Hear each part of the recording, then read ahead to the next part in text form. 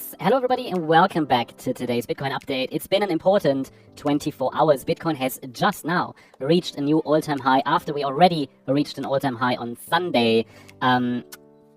Dominance is still overall climbing. I think today we have a small drop, but we're going to take a look at that.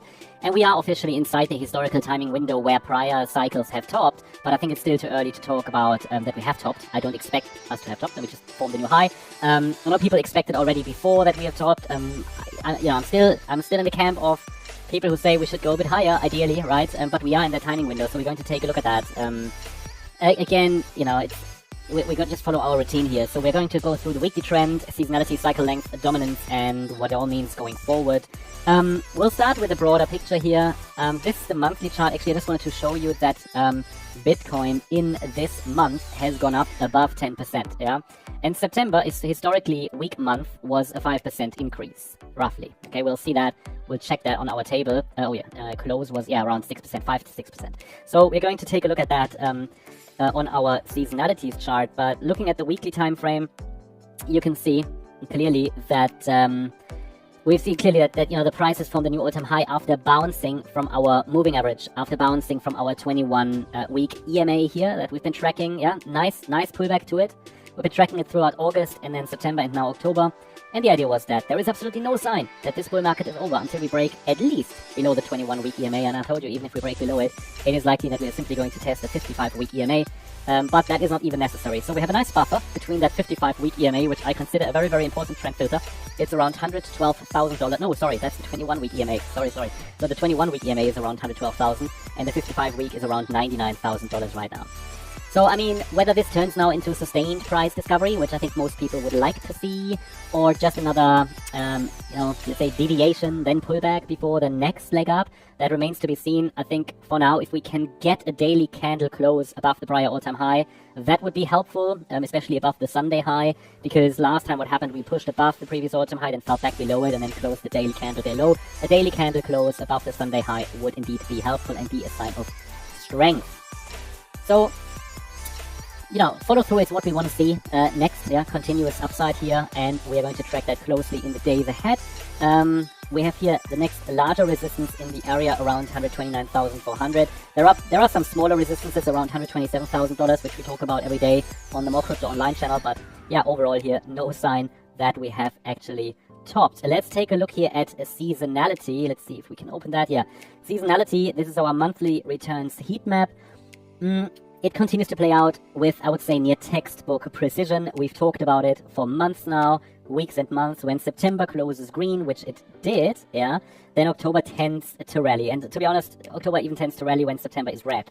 But with the exception of just 1 year in 2012, whenever September closed green, which it did at around 5.4, 5.5%, with the exception of just 1 year in 2012, October was always bullish afterwards. And now, I think I mentioned it yesterday, that we were still below what we would normally expect within October, right? Because we were only around 8% up, I think, yesterday, while the average is around 14%. Now, I think we might be a little bit below average this year, but we'll see. I mean, why not? The average is 14%, so we are currently at 10.2. We're getting closer, but yeah, so we're getting more towards double digits, right? What we expect normally to see in October. Yeah, but basically textbook precision. October has never been really the month of a cycle top. That's important to say as well. It has historically been the acceleration phase that leads into the final quarter. Now, if you look at previous years, yeah, for example, I mean, what was relevant, for example, 2021, we also had a positive October. It was even 40% back then. 2017, 48%. So, I mean, those were the two post-halving years. But, I mean, guys, and 2013, 47%. I mean, what can I say? Did we get 40% up this year? It would be a bit spooky. I don't expect 40% or 50 even, right? I gotta say, the post-halving years, 47, 48, 40, well, there's a pattern. There is one there. It's the post-halving year. So, just saying, be ready.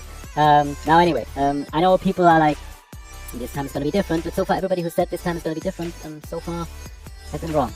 So I would just continue to follow the pattern, yeah? And then obviously watch price action closely, which we're doing anyway, every single day, to understand when there is some deviation. At the moment, there's no deviation.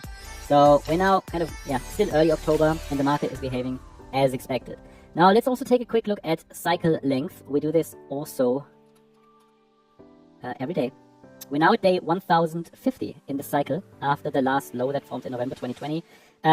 Historically, yeah, price tops 1061 days and 1067 days after major lows. So we're now entering the, you could say, the final 10 to 20 days of that historical window. I do not expect us to top in October, alright? But it's just to have those historical reference points. Now what we can also do, we can just measure from top to top, right? So where are we actually there, top to top? Let's say here we measure from the 2021 high. This is not exactly now, I haven't prepared that, maybe we can do that for tomorrow. So we're now at around 1,422 days? I could be wrong about that, but it should be roughly there. Historically, or last cycle, wow, 1,422. Oh, really? Okay, so just be aware, okay? At least from what I see here, I mean, yeah. It's true. Okay, so just be aware of that. And what was in 2017 from that high? Okay, that was 1,470. So, I mean, again, we might top in November, yeah? We had 1,470 days from 2013 top to 2017 top, and now we're at 1,422, roughly, plus minus a few days maybe. But, you know, this is the daily chart. I would need to go into the smallest time frames and check it. But just to give you an idea, yeah? So depending on how you frame it, we're right at the door. We still have some space, I think, so we're following price action. And I know there are people who expect it to stretch into 2026 this cycle, which I'm very happy with if that happens, but I would expect it to top in Q4. But not... I would not... What's the best way of saying this? I would assume it tops for risk management purposes, but not be bearish until we get signals. I think that's the best way of framing it, because there's no need to predict it. I mean, people try to predict it all the time. It doesn't make sense, you know. What do the predictions take? You know, we're following here just the pattern cycle. It might seem like a prediction. In reality, I'm just showing you what it has done before, and so we can define some assumptions based on that. We just go with that cycle until the chart shows us something different, and then we just have to react. That's it. And the advantage is with the ideas here on this channel, macro overview, and the More Crypto Online channel, micro overview, you're really very well informed. Now, to sum it up or conclude this, I want to have a final look, final check of a USDT dominance, because USDT dominance is usually under pressure in October. We talked about that in the last few days. It's very important because, as I mentioned before, October is the only month on record where USDT dominance has always been negative. Every single year, yeah? That means stablecoin capital routinely flows back into risk during October, and we're seeing that again here as well. It's coming down, right? So lower stablecoin dominance and rising Bitcoin dominance typically means risk on, and it confirms that liquidity is not leaving the market, it's shifting into Bitcoin for now. So final check on Bitcoin dominance. Has gone up nicely since September. It's obviously not going to go up in a straight line, but we're here at around just below 59%. Yesterday we were above 59%, but it has moved up from the September low. Nearly 4%. It could still stretch higher. I wouldn't expect it to go in a straight line, but there will be ups and downs, but that's the general tendency that we see throughout October. So, just to summarize where we stand, I mean, Bitcoin remains above all key trend EMAs. Yeah, it confirms structural strength. We've just printed a new all-time high, yeah, and although we've pulled back after the last one on Sunday, Bitcoin today formed a new all-time high. So strength is still there. The breakout stands. Seasonality is playing out perfectly as expected. October strength after a September dip, just like in previous cycles. Cycle length puts us right at the start of the historical topping zone with another, maybe, I don't know, 20 to 40 days of potential left, depending on how you count.